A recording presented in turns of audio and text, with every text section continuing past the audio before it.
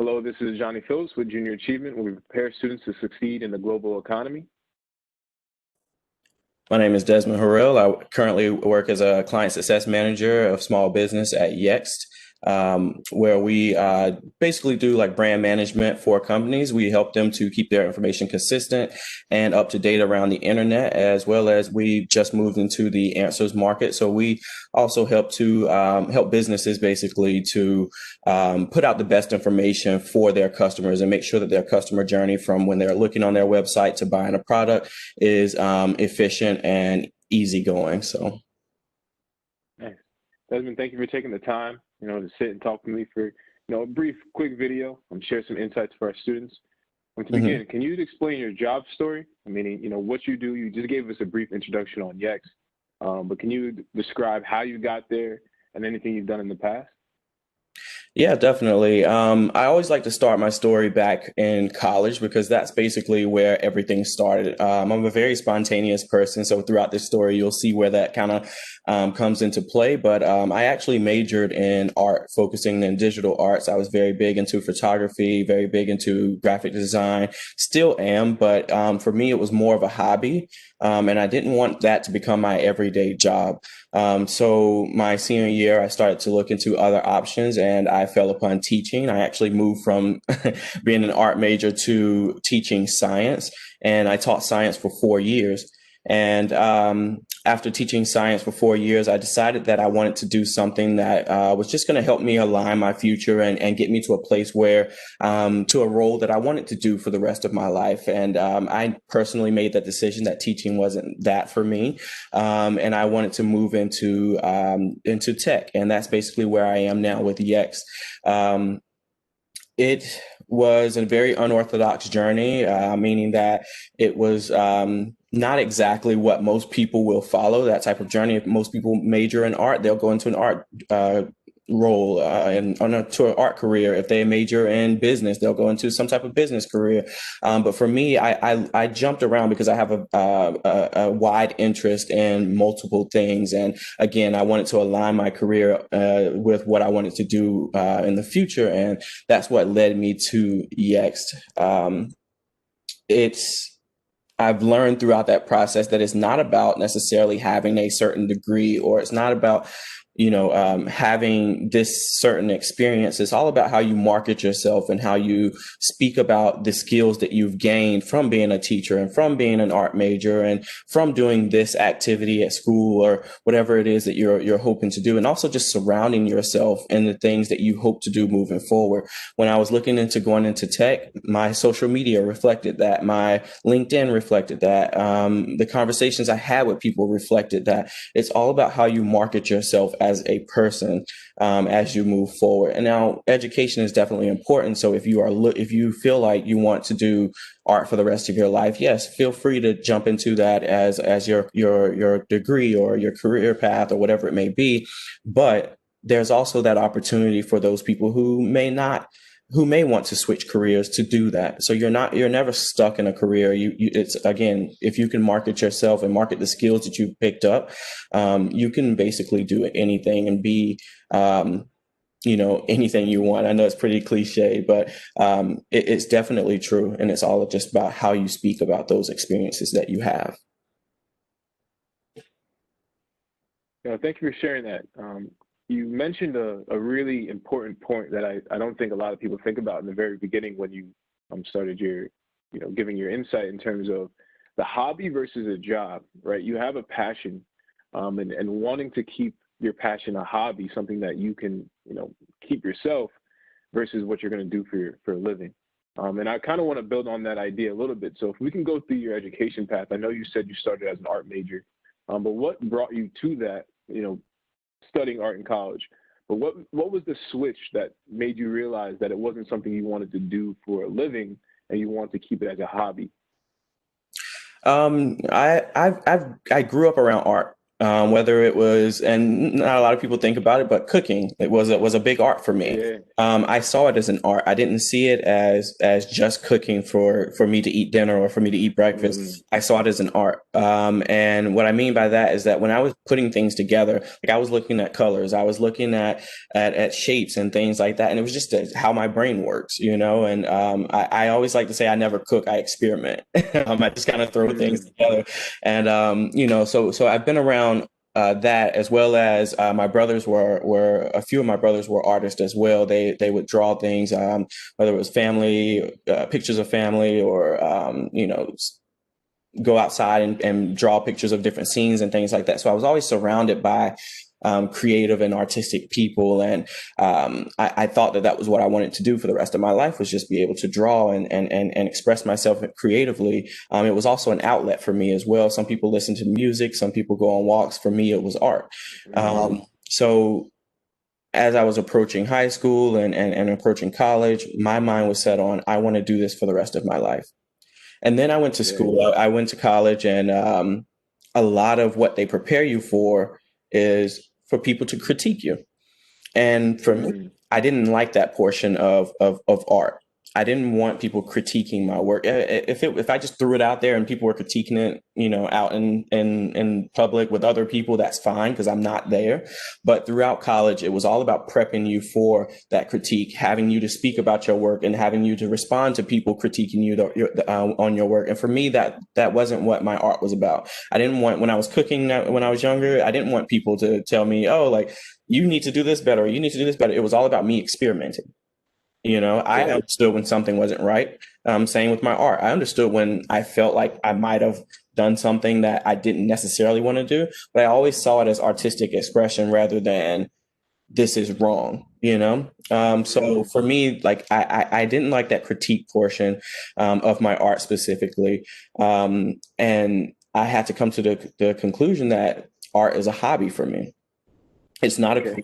it's not something I want to necessarily always share with other people. It's not something that I always want people to speak about.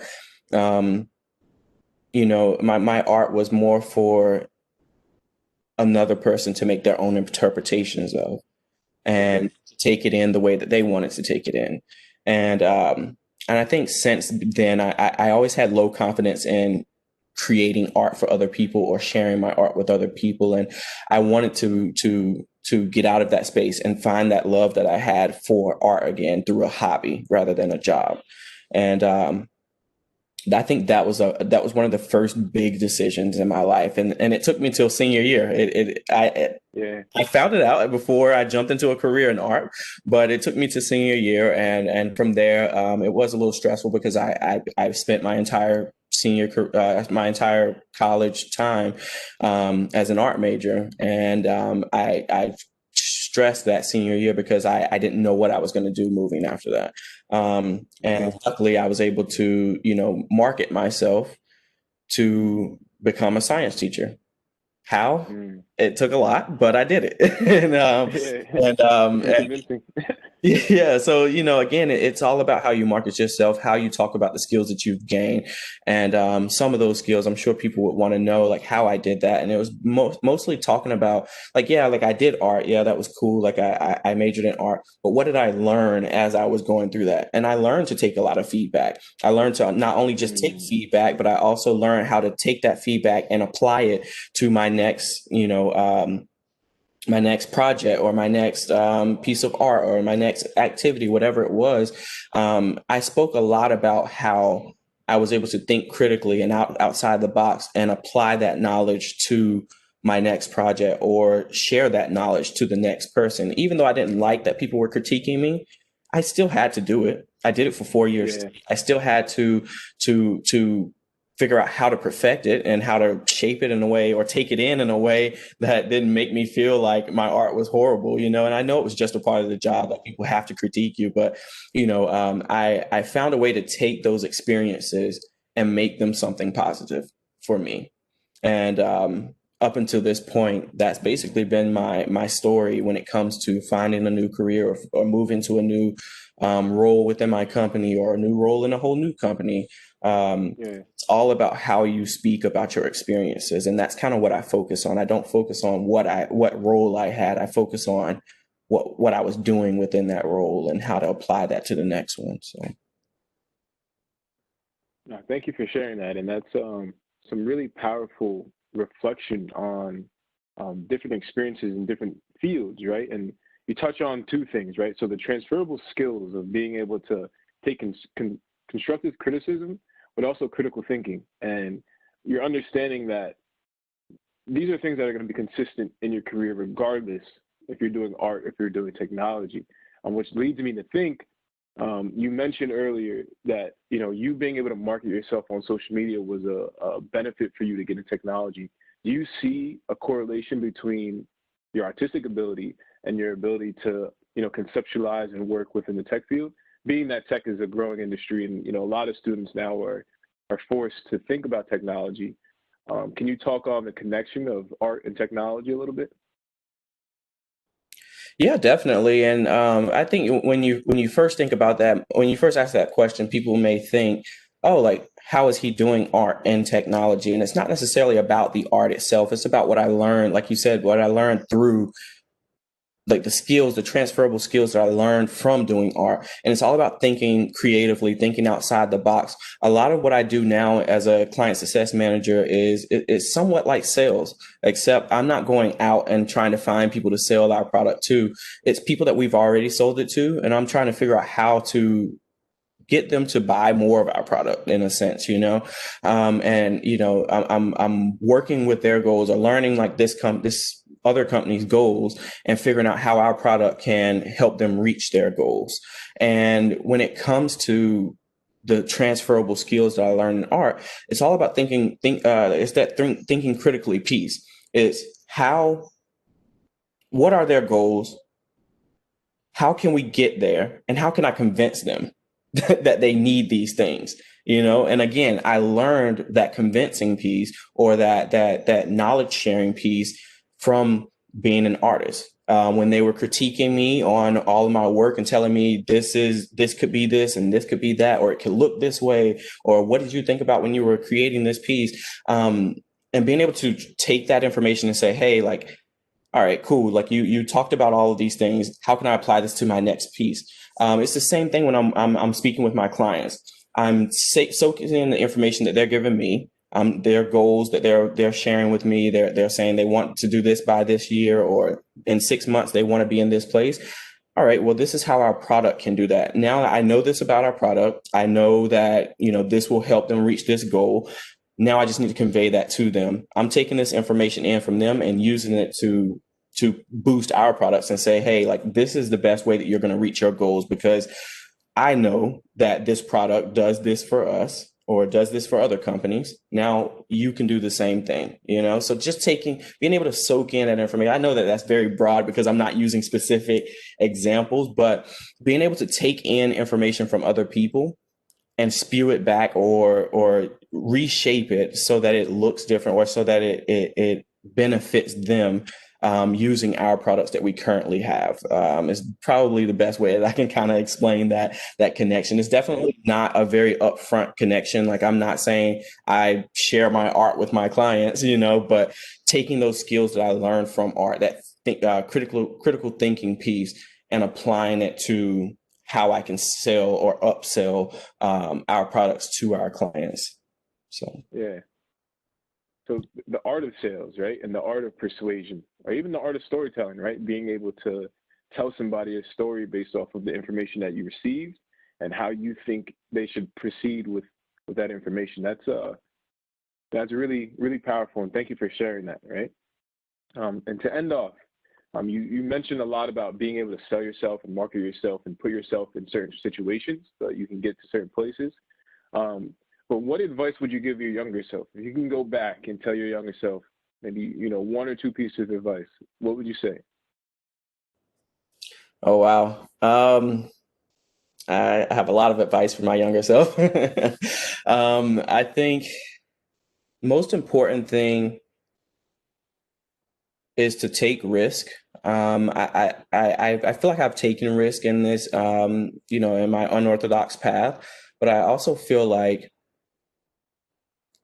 I feel like I was very conservative with those risks as well, so just being able to take bigger risk and deal with the consequences as they come. But if you never take the risk, you always wonder like what would have happened or what could I have done.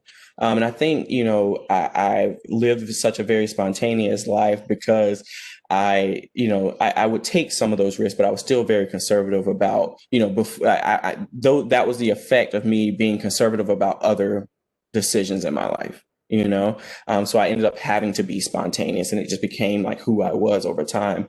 But just freely take those risks, and not to worry so much about what other people will think about those risks. Mm, Be the first thing I would share with my younger self. And then the second thing would be to basically fully invest myself in everything that I do. Um, okay. People always told me, oh, like I'm great at this or you're great at that. If I didn't immediately feel like I was the best at it or that I was, really great at it, I didn't fully invest myself. But that investment piece is what makes you better.